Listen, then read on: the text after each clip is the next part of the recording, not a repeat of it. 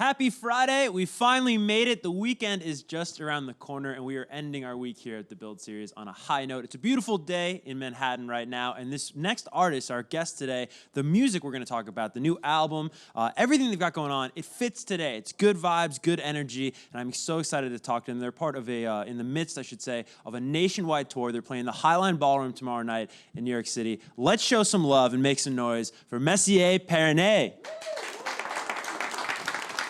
All right. How's it going, guys? Super fine. Yeah. It's a beautiful day in New York. We're going to talk about some beautiful music. And I was joking with you backstage. I kind of even said in the open, the record is like a perfect record for today. I was like dancing down Broadway on my way here, listening to it. It's great. Yeah, that's true. The weather now, it's perfect for us. It's not too hot, and it's sunny, and it's beautiful New York. Well-planned press stop today, I think, guys. Perfect. Figured out the weather. It was good. But there's so much to talk to you about, and I want to kind of start with this. I don't know if you would call it a culmination, but it's certainly quite the journey from your sort of acoustic roots that we came to know you as when you were starting out to sort of maybe you'd call this more electronic, pop-influenced music that I love, and of course everyone's loving. But take me through that journey, like how we got from square one to this. Well, we started like an acoustic band. We were in the beginning. We were four of us. We played flute, two guitars, and she was singing. And then, Crying. while we start growing and playing in festivals and bigger stages, we had to like accommodate ourselves to this new sound. So we started putting a bass, percussion, then drums, then horns, and then while we have been doing this the last 5 years, we have been like trying to make it a hybrid sound between the acoustic vibe and the electronic power and the bass, the subs. When you're on a concert, you can feel when you use like those kinds of machines or sounds. It sounds heavy and powerful. So we have tried to mix like these two worlds. The vibe of the organic and acoustic, and the powerful electronic vibe. Yeah, I mean, you make a great point. I love that you say the two worlds, because it really is the best of both worlds. I think of a song like the breakout hit, of course, Bailar Contigo, where it is an electronic dance song. It's very pop-oriented, but you do have those strings there. You have those, the acoustic guitar, which is rad. Yeah, we like to keep save the spirit of real music, of us on stage. We are 8 musicians on stage, and everybody's playing something, so that's nice. And Latin American music, it's also this type of real music, like a lot of different instruments, and we like to mix those instruments to make come alive our cultures. We are diverse, and so that's why we love these different sounds. So that's why we try to keep it real, and like putting the power of the electronic vibe, but with the spirit of our roots. Right, and it's important too, and of course you guys know this, you can't get it's great to evolve, and you have to evolve as artists, but you shouldn't stray too far from what made you great at the start, your foundation, your core. But I'm curious to ask you now, though, that I hear you say that it was kind of born out of, the shows getting bigger and bigger, the music, the sound having to get bigger as well. Why go the electronic and the pop route? Were you influenced by anything happening in the worlds of electronic music or pop music? Did you hear anything along the way that influenced you, or? Yeah, I think so. Yes. Well, a lot of music. A lot of music every time, but mostly we have played a lot like in tours. We have seen other bands on stage, and while we have been growing these years, the bands which are main acts in the festivals, for example, not always they are electronic, but they have like a powerful and like a very a sound which is really powerful. So we have tried to go in that way with our like our proposal, without like making like the pop sound that everybody does, maybe like, but we have tried to accommodate, like in that book of David Byrne, how music works, like architecture and the scenarios are always like influencing the way we shape our music also. Totally. And you actually, I understand, a big David Byrne fan. I saw you doing a cool little thing with Amoeba Music out in Los Angeles, and you picked up, I think it was a David Byrne, it may have been a CD or a vinyl, but talk about that. Is he a big inspiration for you?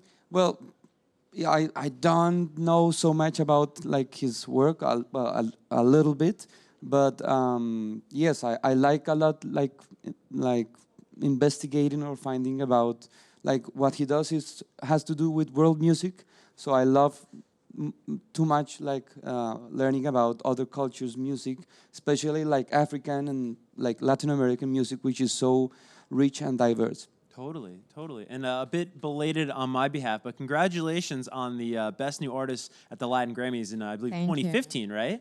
Yes. That's awesome. Now, I bring that up because this is really the first big release since that honor. And it's funny the way, things in music work. These people, they give you this award, and then there's all these expectations, right? You have this title, associated And a lot with of you. work. And a lot of work ahead of you. Of course, did you feel that pressure, though? Did you feel expectations of, oh, man, now we're not just, us, we're the best new artists. The next thing we got to put out has got to be even bigger.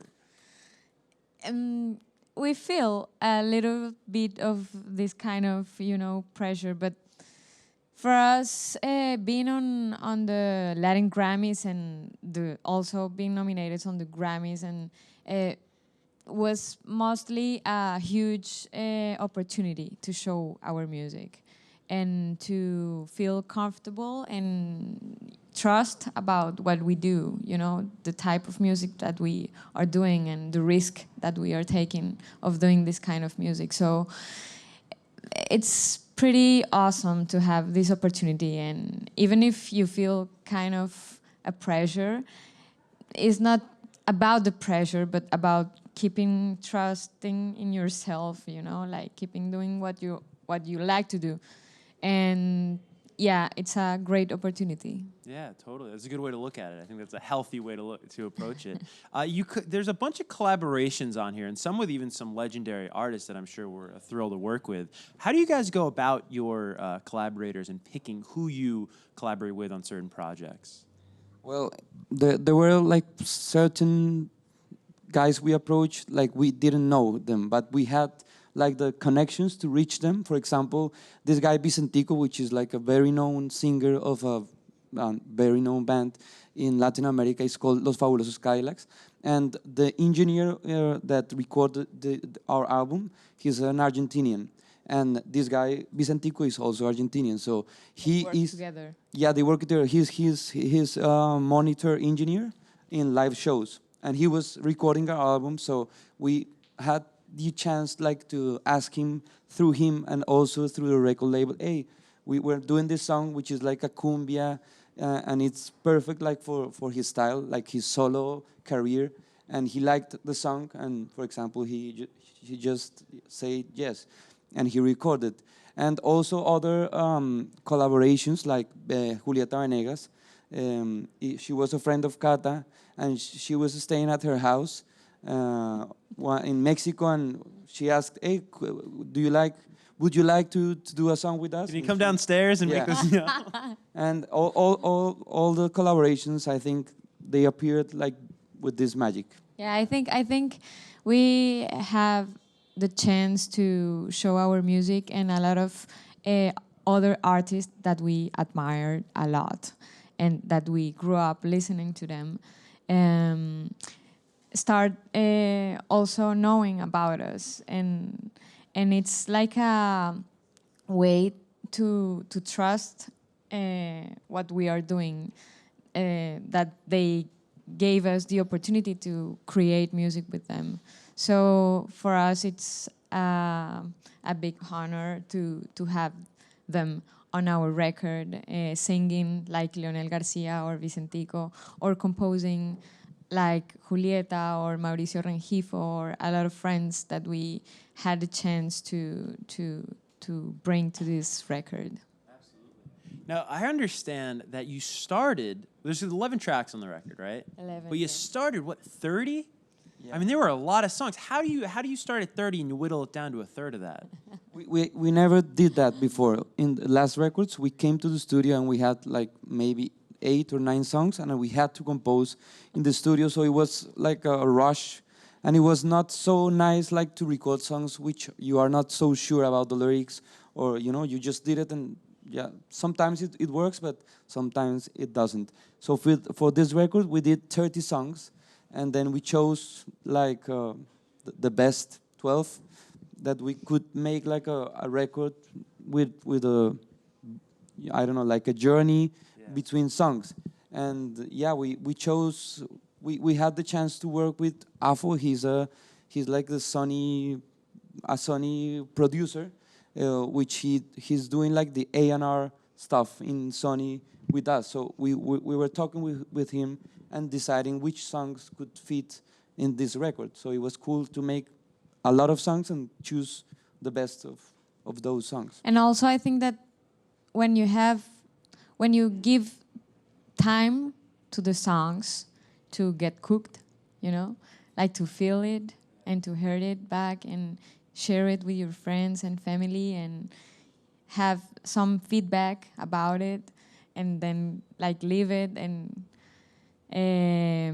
bring it back, you start feeling what is better for you. Of course, it's more like get in love with your own songs, and to feel comfortable with the songs, because then you go to studio and you have to record them, and it's not nice when you have to do it like under pressure, just because you have like few songs and that's it. And so it's a matter of learning how to do this, like how to being musician, not just on stage, but also going on studio, and we're learning, I think so. So now, having done both processes where you start out with what the track list is going to be and you're only recording those songs versus sort of this whittling down process of starting at 30, going down to 12, which do you prefer now, kind of looking back? Would you rather go back to the way you used to do it, or would you rather do it this way? I think this way is a little bit more like sure or confident. Like you are like doing things with a process like Kata said, like slow cooking, like trying and take and you try and you say, okay, we need more salt or more pepper, and it's better, like I think for this kind of records which have like a lot of arrangements and a lot of work in the details. I think it's better to be certain of the compositions and then try to make the work like in this way, like we did it. I think for me it was better than the rush of, okay, you have 2 hours to make a song. Right. And that pressure, like you were talking about, of being under pressure, you have to do these songs, I think it's so cool that you guys both use food references or cooking references, analogies for the album. Do you kind of think of developing a body of work, a project, an album as almost like preparing a meal? I think in this record, because it's also focused on the tropics, and this huge diversity that we have around us, like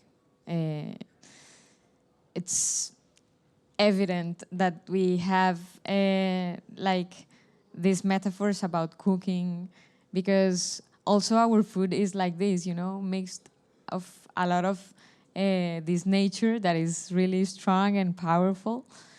And it's a great way to express how music works. Also, we had a chance in Mexico City to meet an amazing cook, like chef, and she has a great restaurant in Mexico, and she's very known. And she proposed to us to cook this book.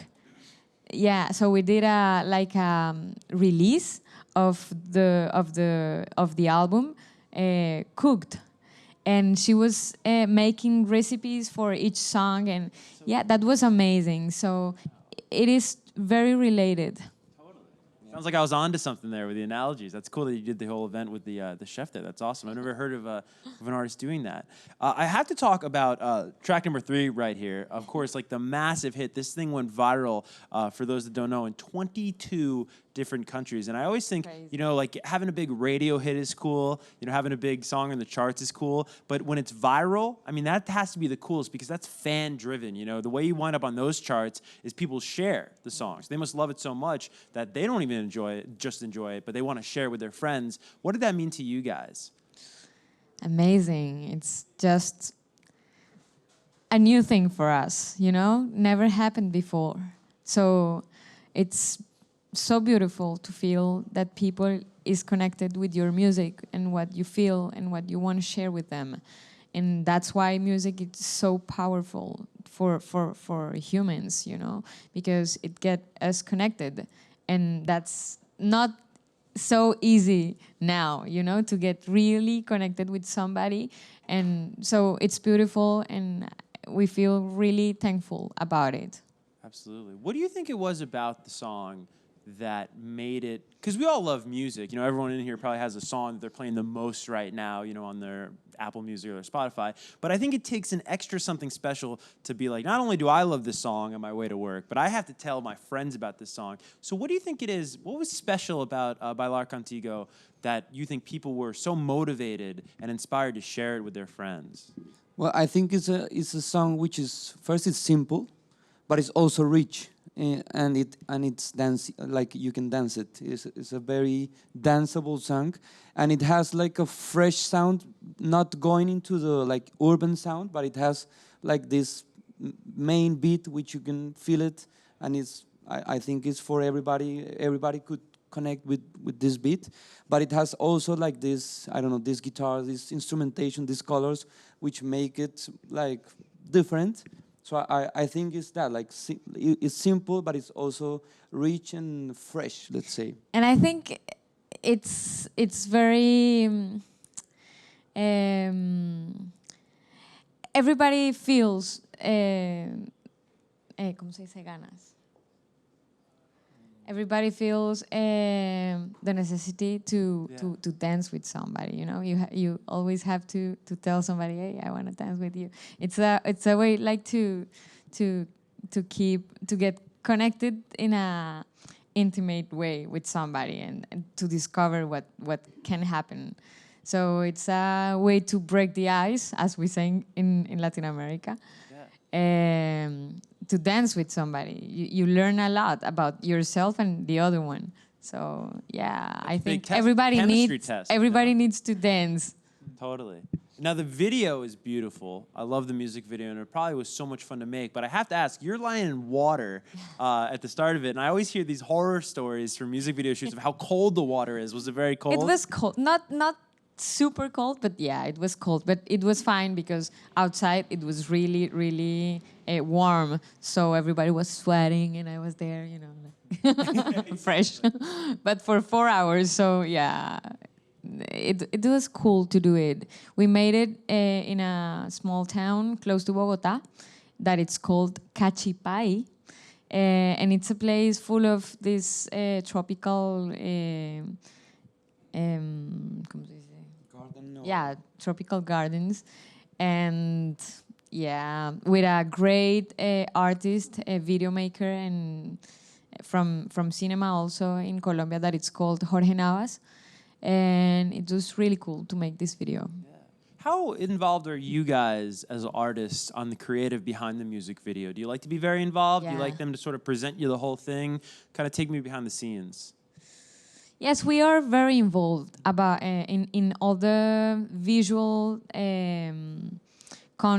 content that we do on stage, on videos, and everywhere. You know, it's very related what you can communicate to your fans and to people who is consuming music. So we try to express what we do in music in everything that we show. So yeah, we are all the time like curating. Yeah, we have like the ideas, the concepts, and we always try to collaborate with different artists. For example, a guy who make like dresses, Yeah, designer, designers. a designer, or for example, this guy who is the director of this video. Like we talk to him about what is like the concept behind the record and the song, and then we of course they do what they know to do. You know, like they propose the photography director and all that. But the main idea we always is like a conversation between like the creative team that we choose to do certain things. That's awesome. I'm going to turn it over to the audience in just a few moments, but I have to ask you guys how tour's been. This is so cool. You played a show out in Hollywood not too long ago, and then you're going to be here at the Highline Ballroom in New York City, which is a very cool venue, very versatile venue. Sometimes I've been there, and you can kind of eat dinner, and there's tables, and then they open it up, and it's more of kind of like a rock show vibe. But talk about when you perform in New York City or Los Angeles. Do you notice a difference at all in terms of the audience?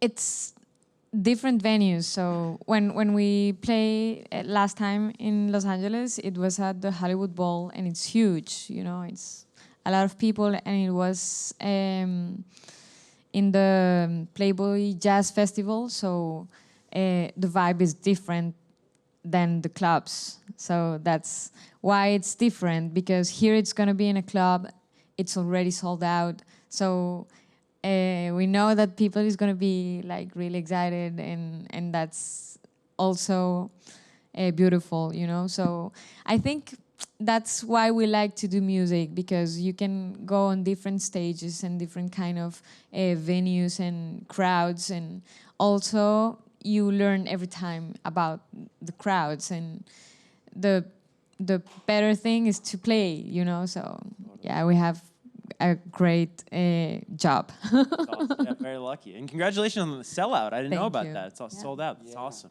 All right, well, let's turn it over to the audience like I was going to say. And first question will come from right here. Hi. So you were discussing how when it comes to dancing, it's very intimate between two people. And I was wondering, with the many venues you guys played at, was there ever a magical moment that you witnessed seeing people dance to your music? Yeah, you know, we had a chance in Mexico City last show that we had, like, I don't know, 10 days ago. We had the chance to have on stage a couple, and the guy was asking her, like proposing her to marry him with this song. So that was crazy. Everybody was like almost crying, and yeah, really emotional, and yeah, special. Yes. Great question. All right, we have time for one more before we're done. Hello. I wanted to know, when you were both growing up, what artists they inspired you? Like influences, like. Yeah. Okay, so I was born in Cali, that it's a city well known in the world because of salsa music. And since I was, I don't know, 5 years old, I learned how to dance salsa, and I was listening to salsa all the time on the radio, on the streets, and everywhere. But I also grew up listening to Latin American trova, that it's like songwriters that were writing a lot of songs about identity and about, you know, like your land and your family and your values. So I also grew up listening to this kind of music. And then, you know, when you start like being a little bit bigger, and you start discovering like music from the world, so I started listening The Doors and Beatles, and you know, this kind of classic rock, and yeah, it's pretty cool. And yeah, so a lot of influences for me.